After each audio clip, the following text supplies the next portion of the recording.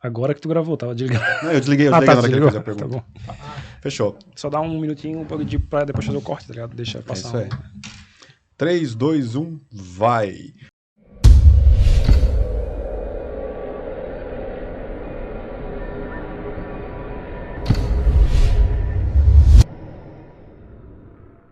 Olá, você, bem-vindo a mais um AvanteCast, o grande palco de ideias do comércio digital brasileiro. Hoje eu tô aqui com duas feras, Fernando Silva, nosso Tech Lead. Bem-vindo, Fernando. Obrigado. Hoje a gente vai ter um brainstorms aqui de ideias bem legal. Vai ser show. Fernando aí pela primeira vez como um convidado nos podcasts da Avante, ele que conduz aí uma série de papos bem legais com o time de desenvolvimento da Avante. Vai lá, confere no canal da Avante Tech, tem muita coisa boa que ele vem produzindo. E tem o Leonardo Machado, aí nosso já é da casa, participa com a gente com bastante podcasts aí, veio pra gente bater esse papo com viés técnico, mas também com uma pegada de marketing digital. Léo, bem-vindo.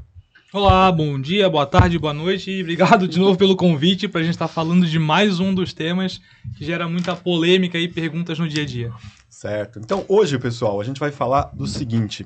A gente sabe que, de um tempo para cá, isso já foi tema de reflexão aqui dentro da Avante. Saiu inclusive um artigo de um dev nosso, do Luciano Pereira, vou dar os créditos para ele aqui, porque essa ideia vem desde desse artigo dele. A gente sabe que o Google, ele meio que define os padrões da web atual. Então a web surgiu lá atrás como um terreno livre, onde a gente tinha criatividade para desenvolver com as tecnologias disponíveis ali o que quisesse, desde que se atendesse a um padrão estético, a um padrão de organização, de arquitetura. Mas de um tempo para cá o Google vem ganhando força como essa grande força motriz, como esse grande norte a que todos temos que seguir, seja do ponto de vista da arquitetura, que os dados têm que estar legíveis, o conteúdo não pode ser pesado, tem que abrir em diversos dispositivos, e é o Google que define isso hoje. Então, isso tem um benefício muito claro do ponto de vista de SEO, de organizar as informações para que o cliente encontre o que ele quer dentro do ambiente online, e isso é um cascalho, um desafio muito grande. O Google faz isso muito bem, não é à toa que é a empresa que é, mas por outro lado ele também limita, de certo ponto, a criatividade dos devs, dos designers. Então a gente tem muito cliente chegando pedindo, eu quero um vídeo na home, quero um vídeo na página de produtos, quero essa imagem aqui no fundo, vai ficar muito legal, sem dúvida, eventualmente fica lindo, só que ele não é indexável pelo Google, tem uma série de punições, vamos colocar ali. Então, nosso especialista em SEO está aqui para falar do ponto de vista dos benefícios de uma arquitetura bem desenvolvida e legível pelo Google, e o Fernando aí que lida com os nossos clientes no dia a dia vai comentar um pouco dos casos que os clientes trazem para ele e que eventualmente ele trava ali, cara, isso não vai ficar bom do ponto de vista de legibilidade e SEO. Então, meninos, deixo a bola com vocês. Quer começar, Fernandão? Eu ia dizer que assim, o Google ele pode não definir os padrões técnicos que vão ser adotados por ele próprio, mas como é a maior fonte de tráfego, tu vai querer atender aquilo que ele pede, né? Porque senão, vamos dizer assim, comercialmente você tá morto. Então, tipo, ele pode não definir, porque não existe um consórcio que define os padrões, mas ele define na prática porque você vai querer atender ele, né, Léo? Eu acho que essa era a colocação que eu também ia fazer. Ele não define, mas o que ele escolhe seguir como diretriz acaba dando um rumo pro mercado inteiro, porque se tu não segue, tu não tem tanta relevância no SEO e tu tem menos resultado em número de tráfego, em número de receita, principalmente e-commerce, e em mídia paga também. Se tu não segue o teu site, assim como no Google Orgânico, ele também sofre com a concorrência. O teu índice de qualidade é menor, o score é afetado, o posicionamento do anúncio, custo pelo CPC e diversas outras fontes. Então, como o Google hoje, tanto pelo orgânico como pelo CPC, ele representa em torno de 60%, 70% do tráfego e receita dos e-commerce, de uma forma geral, obviamente, né? Todo mundo acaba ficando refém.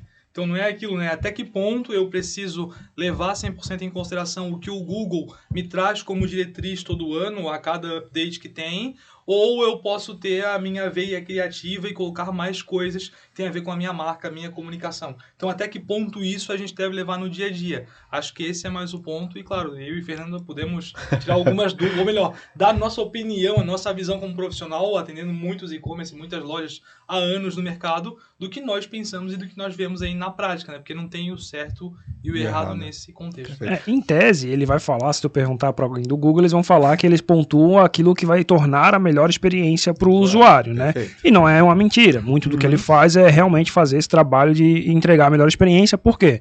Porque o cara vai fazer uma busca, isso é uma questão de negócio do Google. O cara vai fazer uma busca no Google, o resultado que ele apresenta tem que ser um bom resultado, não só na questão da informação que tem lá dentro, mas da experiência que o cara vai ter na navegação lá dentro. Porque o cara atribui isso ao resultado que o Google me apresentou. Então ele precisa cuidar do próprio negócio quando ele faz com que tu entregue uma boa experiência para o usuário, né?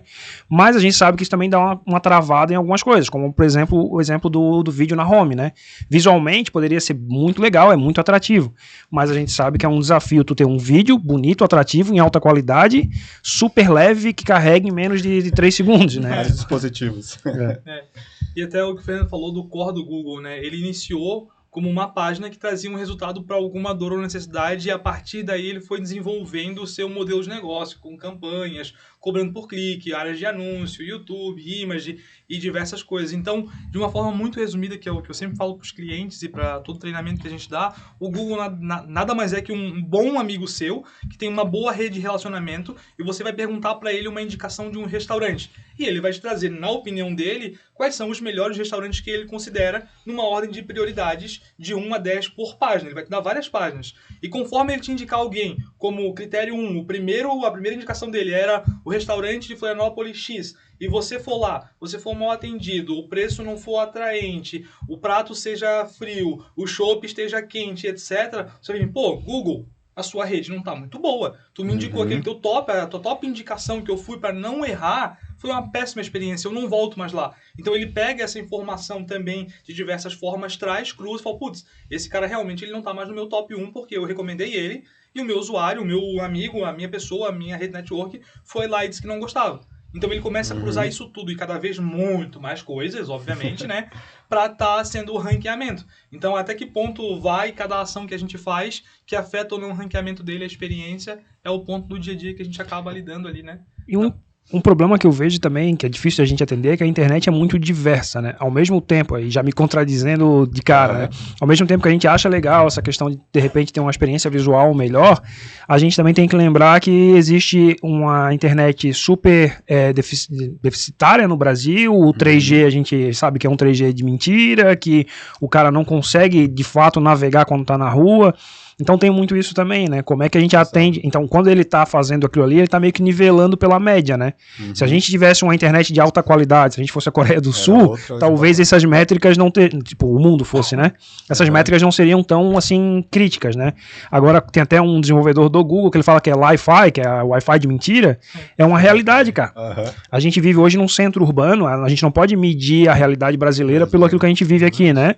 Agora, imagina alguém no ônibus com um device que não é um device de o melhor, com a 3G ruim.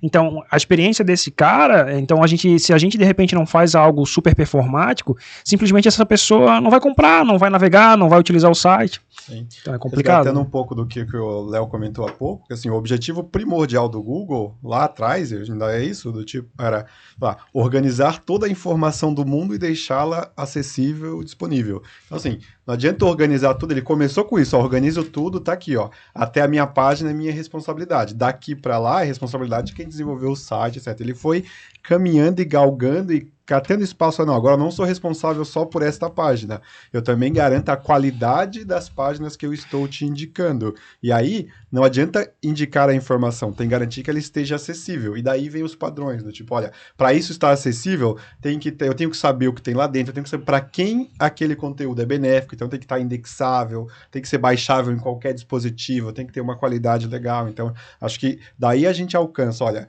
não adianta organizar, você tem que deixar acessível, e o acessível ele tem que colocar esses standards aí pra gente seguir. Eu acho que tudo define o que o Léo falou. Ele é um serviço de recomendação. E como é que ele vai recomendar alguém que não for de qualidade? Não tem muito segredo, né? E até pegando um gancho do que o Fernando trouxe ali, né? Eu comecei a fazer SEO lá entre 2007 e 2008, onde ainda mal existiam dispositivos móveis com acesso à internet. Ainda era SMS, alguns tinham telinha colorida e tal, mas o acesso à internet era bem pouco. E naquele momento lá, o acesso de mobile, ele era pouco representativo em lojas, em sites, em e-commerce. Então naquele momento a gente ainda não se preocupava muito com o tempo de carregamento em dispositivos, como é que vai ser a versão responsiva, o mobile, etc. Então, naquele momento, o Google já olhava para a performance, mas ainda para o desktop. Então, era flash, não era flash, era tabela, não era tabela, como é que carrega aquilo, se o site era adaptativo. Responsivo? Não era nem não era nem a responsividade que a gente olhava na época, essa era a adaptividade. Até não lembro a palavra, mas é que o site consegue abrir, se adaptar ao dispositivo móvel naquele momento, dos poucos acessos que tinha. Não era nem se ele ficava responsivo naquele momento. Então a gente nem precisava se preocupar muito com aquilo, porque o mobile era nada. Então era mais o tempo de carregamento, assim, de forma geral, mas que muita gente ainda usava a internet, que por mais precária que fosse, também os plugins, os navegadores, os sistemas ainda não eram tão pesados como, teoricamente, como são hoje. Então, naquela época, era menos difícil do que é hoje.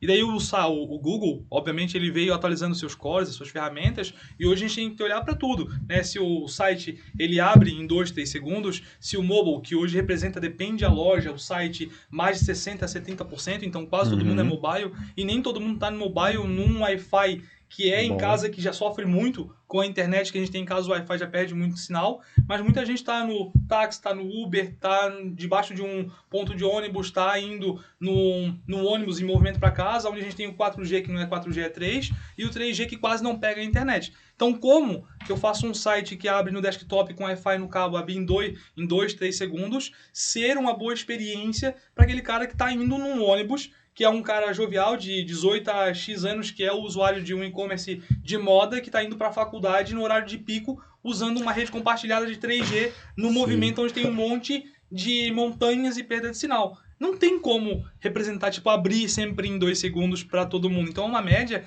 que a gente sabe que ela é uma régua, assim, bastante limitante. E daí é onde que entra o ponto, que acho que foi o Márcio que começou introduzindo, até que ponto a gente precisa se adaptar à realidade que o Google impõe e o mercado segue, porque é dependente dele, de tornar algo, né, tão performático, perdendo tudo. Porque, pô, para te abrir em 2 segundos no desktop, ligado no cabo, é difícil. Tu ter tudo verdinho lá. Imagina num dispositivo móvel, depende do site, é 60% dos acessos.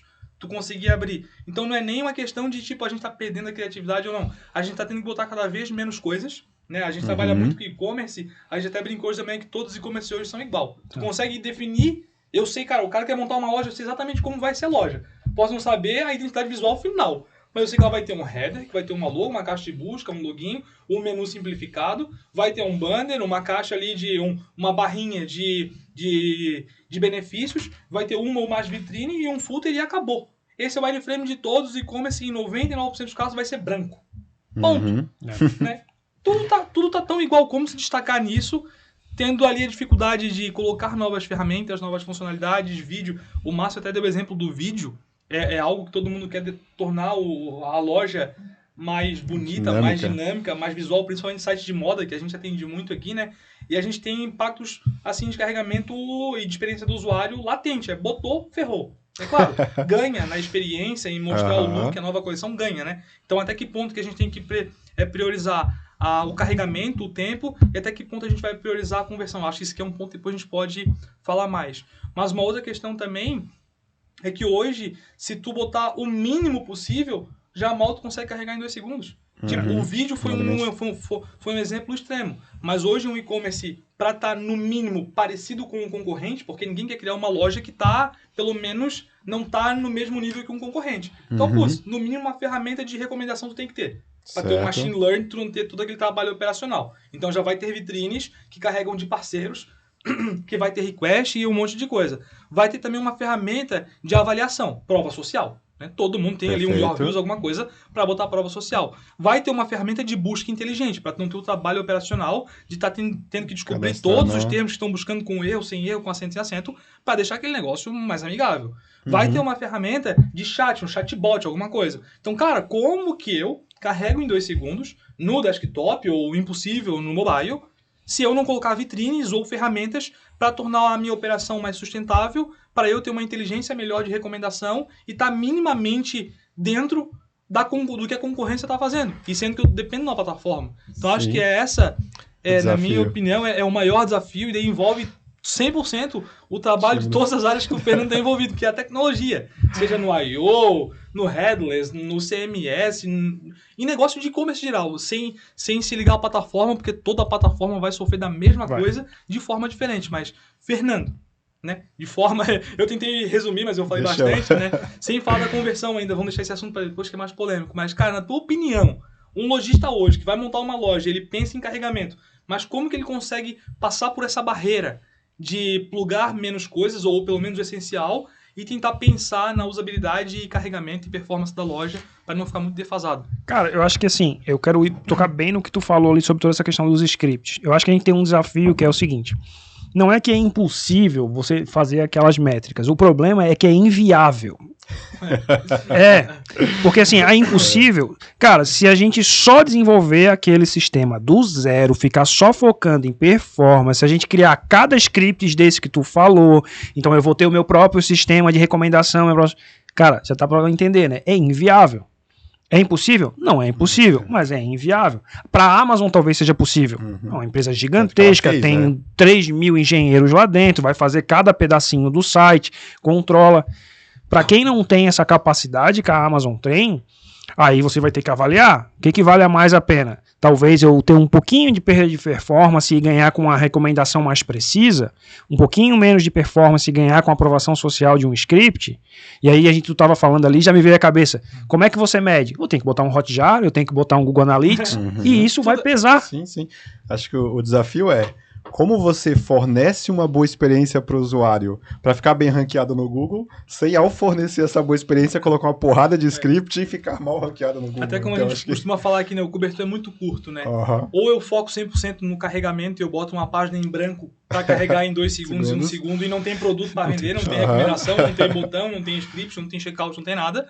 Ou eu crio uma loja que pensa na performance, mas tem um mínimo que o mercado está trabalhando para oferecer uma experiência, obviamente, e que seja performática dentro do aceitável. Pô, botar um monte de coisa, tornar uma página para carregar em 15 segundos, depende do tempo o tempo de permanência que a loja, às vezes é 20 segundos, às vezes 89% das pessoas vão sair antes que ela termine de carregar, então não é aceitável. Mas, pô, 2 é difícil, então que seja em 3, 4, 5, mas que eu carregue o que é necessário para o usuário conseguir ter uma boa experiência do que queria e fazer uma compra, né? Que é o outro ponto, não sei se o Fernando já terminou aquela linha de raciocínio. Não, é isso. Mas que é o outro ponto que eu comentei ali, né? Até onde... Desculpa, eu tô ouvindo de gripe aí, tô perdendo a voz, que o cara vai falando e vai perdendo a voz. Mas até que ponto a gente tem que priorizar a performance de carregamento ao invés da performance do negócio, de venda, da experiência do usuário, da experiência de venda? Que é uma pergunta muito comum. A gente fez um Masterclass, recentemente surgiu essa pergunta, eu fui fazer um workshop, uma palestra na ESPN, surgiu essa pergunta também, que é, Léo, eu já entendi que a performance é importante, que uma página de produto tem que ter várias coisas, mas quantas imagens eu subo no produto? E qual é o tamanho da descrição? Coloco ou não coloco vídeo? Coloco ou não coloco uma descrição de um produto mais alongada? Faço ou não uma LP super bem trabalhada? Né? Porque tudo que tu me falou, pelo que eu entendi, além do que já vem, que já afeta, tudo que tu me falou vai afetar ainda mais o carregamento, a experiência. Talvez a minha nota no Google vá cair lá no tempo de carregamento, experiência do usuário, lá que o Google hoje conta muito. Então, até que ponto eu faço isso e afeta a minha nota do Google, mas também não perco a experiência? A minha resposta, cara, é sempre depende. Né? Depende do segmento. Foi até o exemplo que eu dei hoje também na nossa conversa do café, que a gente começou esse podcast na conversa do café. Foi a resposta que eu dei hoje de manhã. Eu vendo um Dorflex. Até que ponto, para vender um Dorflex, eu preciso ter 6 imagens de um produto? É um Dorflex. Pra que mostrar todos os ângulos? Mostra ele e a bula. Entendeu? Porque cada imagem pro Google vai contar um peso de carregamento. Se eu tô no Dorflex, eu vou lá botar 900 recomendações embaixo. Ah, mas a minha vitrine só aparece 3. Mas quantas vezes o 3 ele carrega? Ah, tem 10 vezes a setinha, então são 30 produtos com mais um monte de imagem. Né? Então até que ponto eu preciso priorizar a quantidade de imagens só porque o mercado está dizendo que tem que botar um monte de recomendação de imagem, um monte de descrição e etc. Depende da experiência do usuário. O quanto ele precisa daquela informação. Aquela informação que vai colocar vai ajudar ele a comprar? É um produto de moda que eu preciso mostrar vários ângulos? É um produto é um produto premium, de alto ticket médio, que eu preciso mostrar o detalhe de um relógio de ouro, do não sei o que lá, de um Rolex? Eu preciso criar uma descrição super técnica e botar um vídeo porque o usuário precisa daquela informação para fazer a compra do meu produto? Ou é um carro, sim, né? Que aí sim tu ou vai querer um várias carro, fotos, né? que ele precisa mostrar interno, ele girando 360 e etc. Então, dependendo da característica do produto, do negócio, vale a pena a gente apostar numa experiência que afete, quer dizer, a gente nunca faz algo para afetar o carregamento. Mas vale a pena a gente focar, priorizar a experiência, que eventualmente pode afetar um pouco a nossa performance de carregamento, mas vai fazer mais venda. Eu prefiro que o meu site seja afetado em 20% a minha performance de carregamento, mas eu consigo aumentar em 30%, 40%, ou dobrar a minha receita, a minha taxa de conversão, do que o contrário. Eu não preciso de um site super rápido, eu não estou correndo uma corrida de Fórmula 1, eu preciso vender. Se para vender eu preciso de mais informação e isso vai ajudar o meu usuário, eu preciso botar mais informação na medida de que a performance a gente vai tentando otimizar dentro do possível. Essa é a resposta, mas não aí, tem o certo e errado. Aí tem um ponto, Léo, que é o seguinte, as pessoas quando olham para SEO, elas olham para um só dos pontos em SEO, sendo que são vários fatores. A gente tem vários fatores para ranqueamento e velocidade é um dos fatores. Então acho que assim, as pessoas compram a ideia que aquele é o fator e aquele vai ser o que vai fazer teu site aparecer em primeiro, e não. São N fatores. O Google agora fala que não sei quantos, é um número gigantesco. Não são os Core Web Vitals, os 4 fatores SEO, não, esses são só os 4 de performance. Agora, você tem o ranqueamento, aí o ranqueamento ele se baseia, o Léo vai poder complementar, mas é a questão antigamente do PageRank, que são as referências, ainda conta um pouquinho, você tem a questão da qualidade de conteúdo, aí o tempo de carregamento é existe N fatores, né, Léo? Hoje já não tem mais nem como mensurar isso. O Google não abre todos porque envolve a regra do negócio, e tudo que tu imagina conta. Ah, mas como é que o Google sabe? O Google é tudo. Google sabe. Todo mundo faz originalidade de conteúdo, eles contam. Exatamente. Todo mundo tem Gmail, alguns estão logados, alguns não estão logados. Todo mundo tem analítica, ele cruza as informações do comportamento do teu site. O conteúdo é aquilo que tu falou. Cara, eu vou lá, vou investir não sei quantos mil, eu vou zerar a minha nota. O cara vai clicar, ele não vai nem pensar e já vai abrir o meu conteúdo. Mas se ele não tiver palavras-chave e conteúdo textual bem otimizado, bem estruturado, com heading tags, com linkagem interna e etc., o usuário não vai achar. Como, me digam aqui, de bate pronto, como que vocês hoje vão até o Google para encontrar uma loja? O que vocês fazem? Digita o termo. Digita ou fala alguma coisa para ter uma palavra-chave. Ou seja, perfeito. Vocês falando ou digitando, vão falar algumas palavras-chave. Eu quero encontrar um restaurante em Florianópolis. Restaurante em Florianópolis. Ele vai pegar isso ali, que são 2 palavras, vai olhar no banco de dados deles, tem um monte de coisa. Tem áudio, tem imagem, tem texto, etc. E ele vai tentar transformar aquilo tudo em texto para cruzar. A imagem é uma imagem, mas ela tem um nome.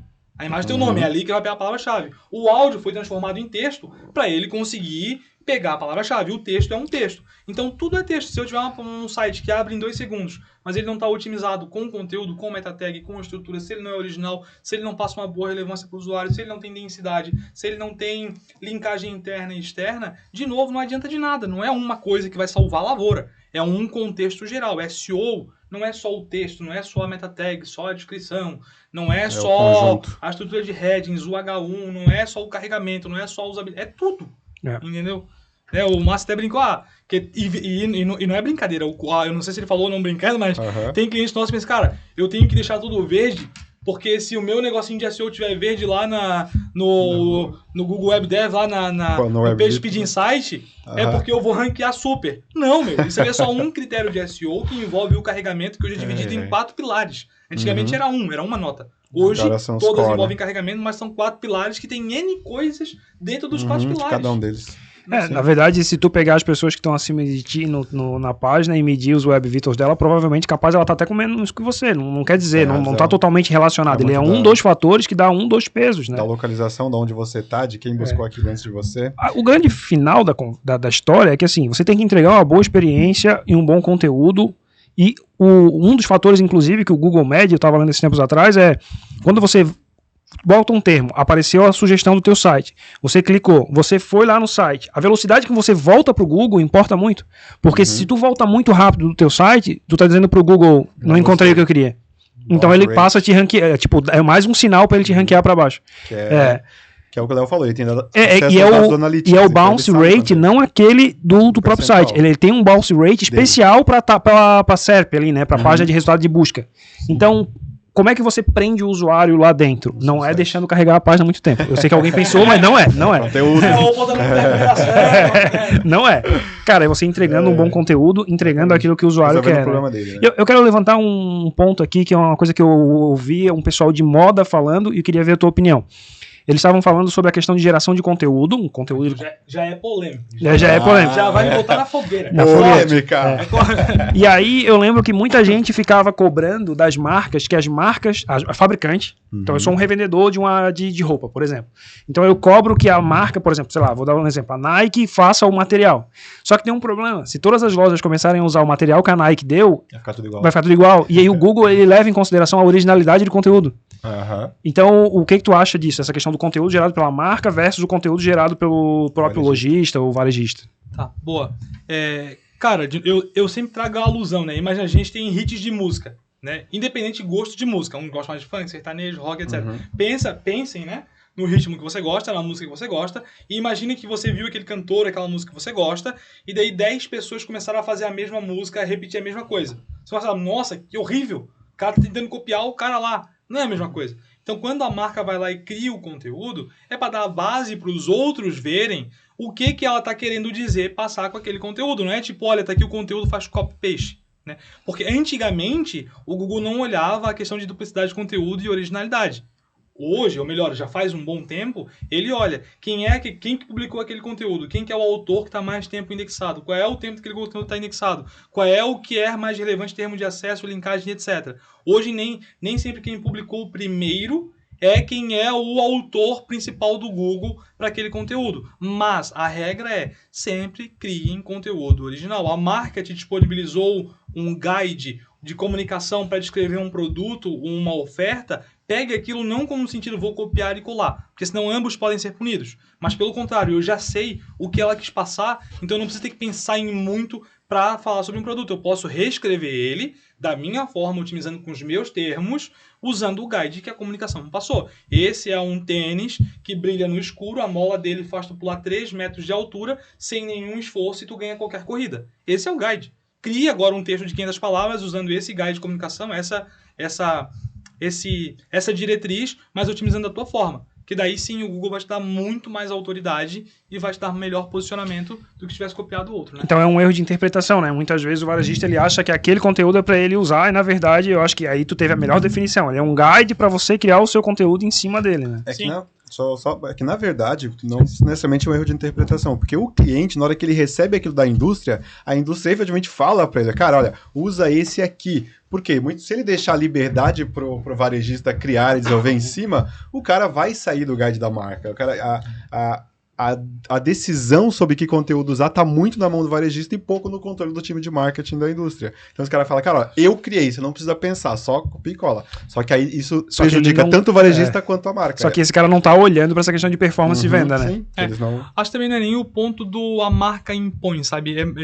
Dos poucos casos que eu vi, não tipo, ó, faz isso porque uma orientação guiada. Mas a questão é, tipo, o porquê que as grandes, a maior parte das empresas, não necessariamente as grandes, continuam fazendo esse copy-paste. Cara, é por falta de braço operacional ou de conhecimento. Né? Muitos e-commerce que a gente atende, e de médio a grande e-commerce também, são uma pessoa no e-commerce, eu equipe, ou então eu ou 2 pessoas na equipe, não tem como, né? Eu tô falando, pô, tem lojas que tem 100 mil SKU, 1000 SKU, tava fazendo um call hoje com um lojista, que ele tá terminando a migração agora, perguntou, Léo, se eu fechar esse SEO com vocês hoje, eu consigo subir a minha loja 100% com os produtos 100% otimizado, minimamente, meta tag e uma descrição curta? Eu perguntei, depende, quanto tempo tu tem para subir a tua loja? Vou subir daqui a 30 dias. Quantos produtos tem? Tem 1000. Falei, se a nossa equipe demorar 20 minutos para otimizar minimamente os teus 3.000 produtos, que era o que ele tinha, vai demorar 6 meses. Tu tem 30 dias. Não dá. Entendeu? Então é falta de equipe operacional e de conhecimento também. Né? Daí o outro ponto ali também, que hoje isso afeta muito, eu sei que o Márcio tá querendo dar uma diretriz aqui, mas esse assunto é bem polêmico, é que quando as marcas fazem isso, e fazem, tá? Muita gente faz copy-paste de descrição de produto que vem do lojista, da marca principal, do varejista, da indústria. E hoje muita gente está no marketplace. Então quando você faz isso, tu não tens a marca principal falando uma coisa, o revendedor falando a mesma coisa, mas aí tem mais não sei quantas pessoas fazendo a mesma coisa nos marketplaces. Então tá todo mundo concorrendo entre si. Lembre-se, nem sempre quem publicou primeiro, infelizmente, é o autor principal perante ao Google. Não tem uma regra clara em relação a isso, uma boa definição para isso. né? É claro que ele vai cruzar um monte de informação e às vezes quem tá com um conteúdo mais antigo, tem mais linkagem, tem mais acesso, tem uma maior autoridade para aquilo, talvez ele vai se apropriar e o Google vai achar que ele é o autor principal, mas não tem bem uma regra clara, né? Então hoje isso é um conflito que dá em tudo. Tem gente que vai lá, pega o mesmo conteúdo, ali, loja do Fernando, relógio Y, né, publicou, copiou a descrição, plugou em vários marketplaces e ele tá concorrendo entre si mesmo, com a marca mesmo, girando uma bagunça. Entendeu? Então, no e-commerce isso é muito delicado e é falta de equipe e conhecimento. Nós estamos aqui para ajudar, mas é claro, é muito trabalho. É difícil fazer tudo ao pé da letra, entendeu? Isso é uma coisa que eu acho que trava muito a questão da performance. Assim, eu, Fernando, usuário, o cara que tá lá comprando, que recentemente eu tava lá, é a questão da usabilidade do site, a forma como a jornada de compra é projetada. Cara, tem casos assim, eu não vou citar nomes, obviamente, não é cliente nosso também, é um varejista gigante que eu tava procurando um telefone, um iPhone, e, cara, eu encontrava o telefone via o Google, dentro da tal varejista, e não encontrava navegando pelo site. Acontece. É o que eu falei. Infelizmente, né, a experiência de navegação, de busca, é aquilo. Tu vai priorizar a experiência 100%, ou tu vai pensar no carregamento. Às vezes a gente abre mão de pagar um comissionamento para uma ferramenta de busca, uma ferramenta de recomendação inteligente, ou para não afetar o carregamento, ou por causa da comissão, e acontece o que aconteceu com o Fernando. Ele não conseguia, primeiro, ele não encontrou no menu de navegação uma boa experiência que se encontrasse, ponto. Nem na busca do site. Talvez na navegação do departamento de filtro ele não encontrou bem, ele foi fazer uma busca e talvez não tinha uma ferramenta bem calibrada ou de recomendação e não trazia o produto que ele queria, então até dava erro de busca, dizia, nenhum produto foi encontrado. Eu tive uma experiência similar, mas que não é que eu não conseguia encontrar o produto, mas é que existiam muitas variações de um único produto. Por exemplo, eu tinha que comprar um produto e tinha 40 tipos desse produto. No final, era tão complicado eu ter uma boa experiência na loja para conseguir definir qual desses eu vou comprar, que a gente teve que ir no Google Images, jogar lá aquele modelo para ver várias fotos, para daí encontrar mais ou menos o que a gente queria naquela visualização bem básica ali e falar, putz, é esse aqui, como é que é o modelo? Aí sim, vamos lá buscar o modelo, chegar no meio termo, entendeu? Então hoje, eu até estava conversando com um cliente essa semana, todo mundo, nós inclusive, pensamos muito não no UX, que a gente fala muito que o UX é um termo muito batido e que é legal porque é comercial hoje em dia. Mas na verdade, o que nós fazemos de forma geral hoje no mercado não é experiência de usuário, é experiência de venda. Tudo que a gente faz é para pensar em vender, mas nem sempre aquela experiência de venda é a melhor para o usuário. Às vezes vou ter uma boa recomendação, mas não foi a recomendação que o Fernando conseguiu. A gente teve um cliente no passado que a experiência com a marca dele era tão forte que uma vez no Black Friday deu pau no site e ficou só um tapume preto.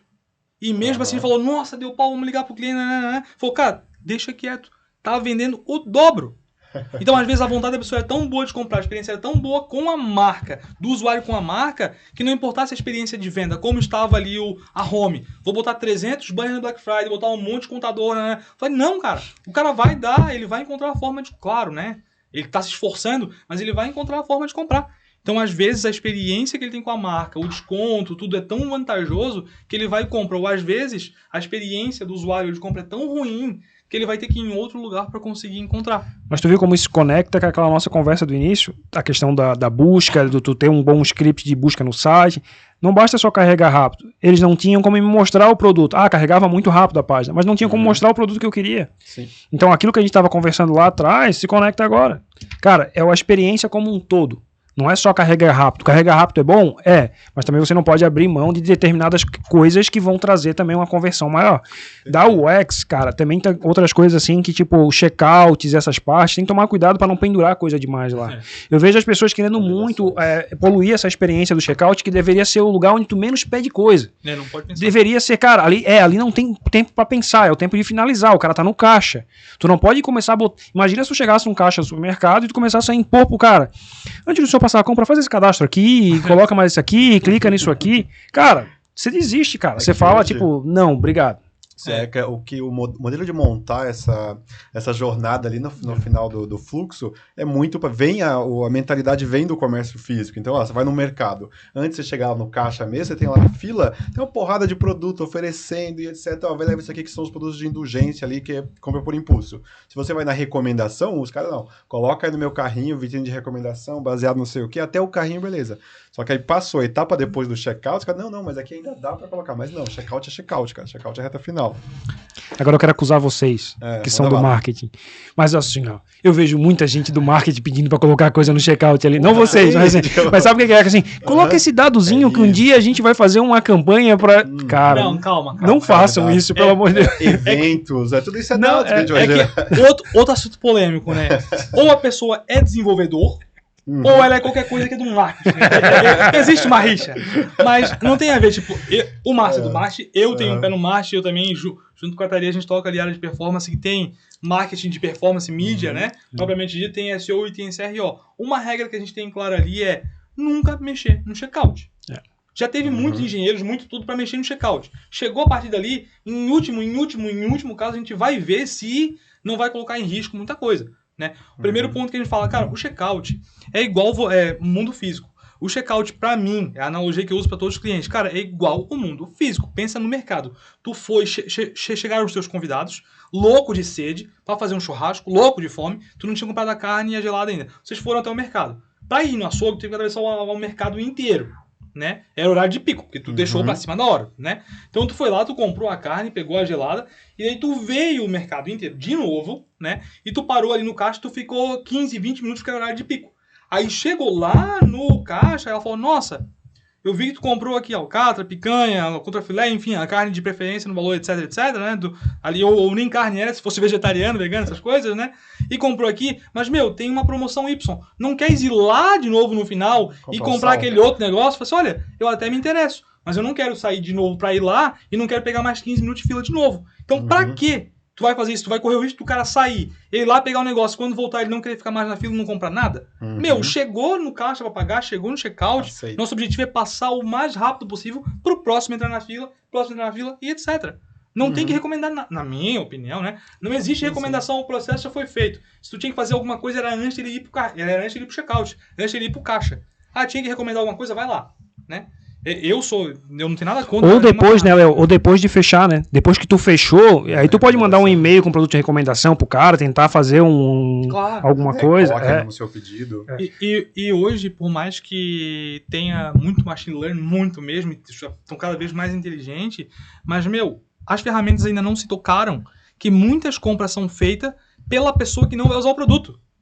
A gente cansa de ter gente aqui que acha, o meu público é homem de 35 a 48 anos. Quando vai ver os acessos, é a mulher comprando roupa pro homem. Eu ia dizer agora, cara, quem compra as coisas pra mim é tudo a minha esposa, cara. Então, vai ali, tá comprando negócio, vai recomendar outra coisa que não é nem pra ela. Claro, mas ela compra, mas não faz sentido.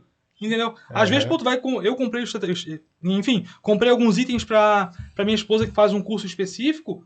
E daí hoje vi a recomendação daquele negócio ali, mas não vou comprar, não faz sentido. Não adianta investir no melhor inbound, na melhor experiência de conteúdo que não vai me atrair. Então as ferramentas hoje estão muito inteligentes com base naquele dado anonimizado de quem está acessando, mas nem sempre quem acessa é o usuário que vai usar aquele produto. Como diria a inteligência ainda está muito artificial. Tipo, ainda é muito AI e pouca gente. Eu tenho a última polêmica do dia. Prometo. Tem mais uma ainda, mas lança aí. São quantos podcasts? Google, SEO, Google Tag Manager, cara. Ele é o inimigo da performance. O Tag Manager?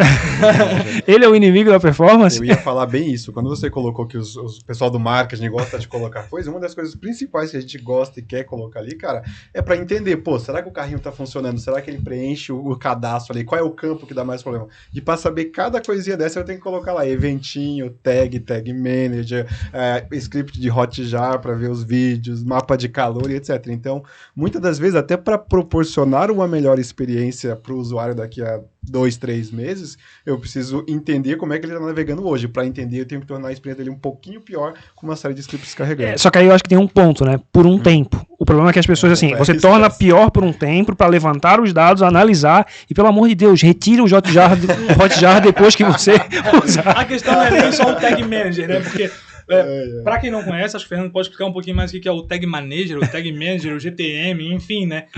Depois com mais calma, mas não é nem só a questão do GTM em si, porque se não fosse por ele, a gente implementaria o código de outra forma. A questão é, tudo que é instalado na loja precisa ficar a vida inteira e faz sentido em todas as páginas? Acho que essa é a pergunta principal. Não precisa. Às vezes, tu vai rodar um Hotjar, que foi o que tu citou, que é gravação de vídeo ou de scroll map, heatmap, etc. Tu pode ali instalar. Tu vai rodar em 100% das tuas páginas? Não vai.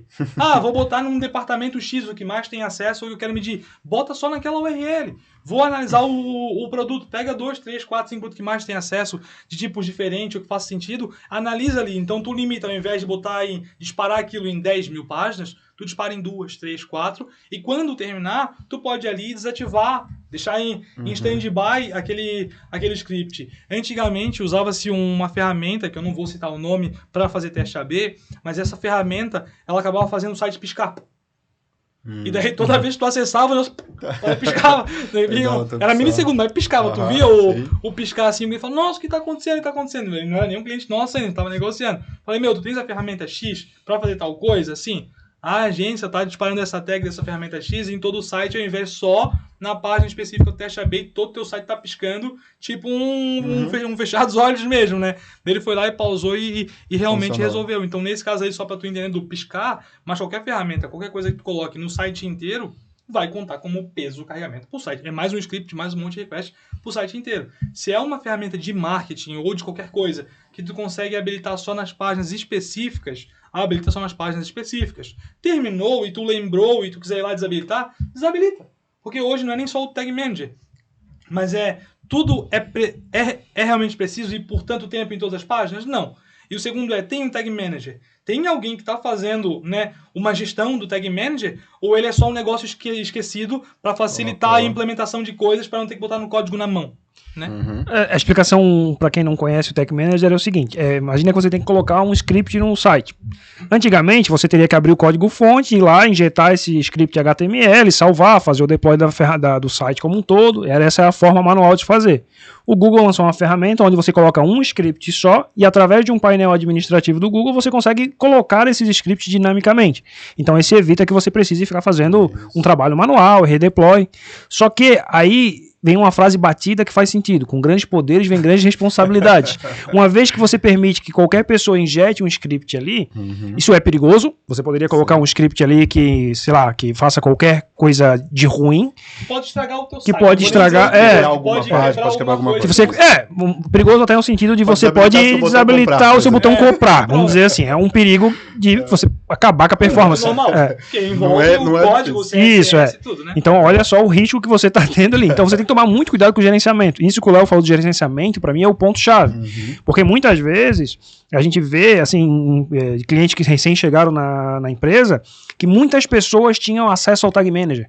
E aí muitas pessoas colocavam scripts e não se comunicavam. Então, depois tu não sabe qual que tu pode tirar. E depois de você ter lá centenas de scripts, você saber qual que você vai tirar e qual que você vai acabar tirando uma funcionalidade, é um problema.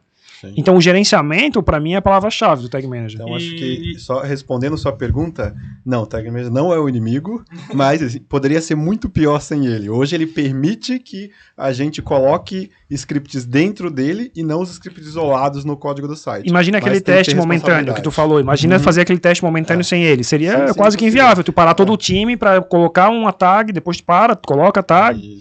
Eu acho que a questão é mais dos grandes poderes vem grandes responsabilidades. Que o Tag Manager ele veio para facilitar muito. Antigamente, como tu falou, tinha que ir lá e colocar no código na mão, na página. Ou no header, ou enfim, em algum lugar. E depois, para tu lembrar onde é que tá esse negócio. Tinha que trocar em todas as páginas, todos os lugares, né? Então ele veio para ajudar. E sobre o gerenciamento ali, ou melhor, anos atrás, o Tag Manager nem deixava tu publicar coisas... Ele só tinha um workspace. Tu não conseguia publicar uma tag se tivesse uma ou outra que ainda não tivesse acabado. Se tu publicasse, ia publicar as duas. Tu não conseguia publicar só uma, mesmo tendo uma outra que alguém está desenvolvendo ao mesmo tempo. Então hoje ainda tem o workspace que tu consegue ali, o Fernando, desenvolver uma tag, fazer alguma alteração, publicar, mesmo eu ainda estando em desenvolvimento com outra. Hoje ainda tem esse facilitador, mas como ele falou, muita gente usa. E como muita gente usa para vários critérios no site. E vários critérios no site tem muitas coisas que se conversam. Se alguém publicar alguma coisa que está desconexo com aquilo lá e um é pré-requisito do outro, pode quebrar alguma funcionalidade, um botão, alguma coisa. Então o Tag Manager ele é muito importante, facilita muito, mas tem que ter um gerenciamento. E gerenciar é difícil. Às vezes a gente herda Tag Manager com centenas de tags. Como é que a gente vai descobrir todas as tags que tem, né? Tem que saber quais estão ativas, quais estão inativas, quais que realmente precisam. E das que precisam, que estão ativas, o que elas realmente estão fazendo ali. Então, documentar isso e manter isso gerenciável, sabendo toda a regra que tem por trás para não quebrar nada, é muito difícil no dia a dia. E claro, né? Para a agência é difícil, imagina para o cliente que nem sabe o que é. Nunca acessou o Tag Manager, né? É isso. Então, pessoal, vou lançar a última polêmica, ele tá me encaminhando pro final da nossa conversa, tá bem legal o papo. Eu vou retomar um pouco essa ideia original que a gente discutiu aqui sobre que caminho a gente tá indo com o e-commerce, com a web como um todo, com o Google ali dando esse norte e obrigando a gente a seguir, basicamente. A gente falou, o ideal seria para carregar rápido, uma página em branco, tipo com um elemento, sem muita coisa, aí carrega em 2 segundos. Vocês acreditam que isso é uma etapa do Google para o que viria a ser uma próxima etapa do e-commerce? Porque o Léo falou que, beleza, hoje eu consigo ver o e-commerce, é menu, banner, vitrine de produto, recomendação, rodapé, e é isso. E a gente fala muito sobre o próximo e-commerce, nem vai ser um e-commerce, não vai ter site na jogada. Você vai ligar ou vai acessar seu device, ou vai falar, quero alguma coisa, vai ser conversacional, vai ser por mensagem, vai ser uma coisa que entende-se que vai ser muito diferente do que a gente é hoje. Vocês acreditam que é só obrigatoriedade? Esse caminho que o Google está levando a gente a seguir está nessa direção? Ele é um passo na direção de a gente ter menos elementos para que você interaja, por exemplo, só com um campo de busca, como é a página do Google hoje, sempre foi. Aqui, tem um campo de busca, diz o que você quer que eu te entrego. Não, cara, eu não acho que é essa linha, não. Até porque eu não acredito nesse interface less, vamos dizer assim, tão cedo, entendeu? Eu acho que a gente vai continuar tendo essa... A gente vai ter mais opções. Tu vai poder fazer uma busca por voz e tudo mais, e vai continuar.